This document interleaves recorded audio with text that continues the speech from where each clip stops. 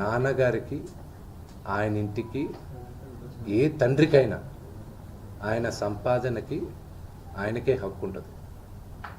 మా నాన్న ఆయన ఆస్తులన్నీ ఆయన కష్టార్జితం. మా నాన్న ఈ రోజుకి గర్వంగా చెప్పుకుంటారు. నాకు 2 చొక్కాలు ఉన్నాయి. ఆ చొక్కాలు నేను గంజి పెట్టుకొని నేను అరేంజ్ చేసుకున్నాను. ఎందుకంటే డ్రెస్ అండ్ అడ్రస్, ఒక వ్యక్తితో ఎలా మాట్లాడతావు అడ్రస్, నువ్వు వేసుకున్న బట్టలు డ్రెస్, ఈ 2 గొప్పగా ఉండాలని. ఆయన తినడానికి, బ్రేక్ఫాస్ట్ తినడానికి డబ్బులు లేని రోజులు ఉన్నాయి ఆయనకి. ఆయనే గర్వంగా చెప్పుకుంటారు. మీ అందరి ముందు కూడా చెప్పున్నారు ఆయన. అక్కడి నుంచి ఆయన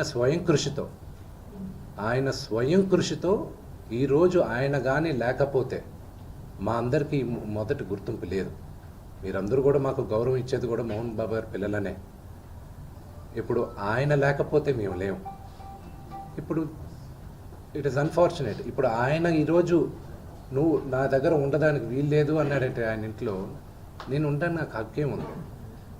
నేను కానీ, మా సోదరి కానీ, నా సోదరుడు కానీ, మేమందరం బయట ఉండేవాళ్ళం. నేను బయట ఉంటున్నాను, సపరేట్ ఉంటున్నాను. ఈరోజు నేను జాయింట్ ఫ్యామిలీ నమ్ముతాను. నాకు ఉమ్మడి కుటుంబం ఇష్టం. కొంతమందికి న్యూక్లియర్ ఫ్యామిలీ ఇష్టం.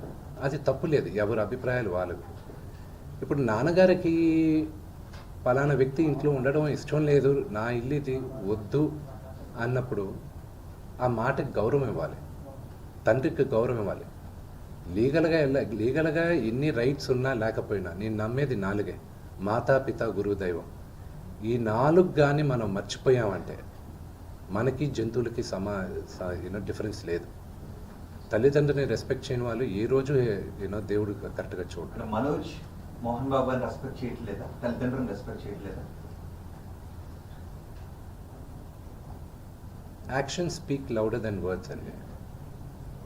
మన ప్రవర్తనను మనం వచ్చే మాటలు ఇంట్లో ఉండొద్దు అని అండు. Correct your self. చరిత్రలో చాలా ఉంది. మన రామాయణం స్టార్ట్ అయిందే అక్కడ. So correct your self. ప్రతి ఇళ్లలోనూ ఉంది, లేదని మాత్రం చెప్పకండి. అది నేను 100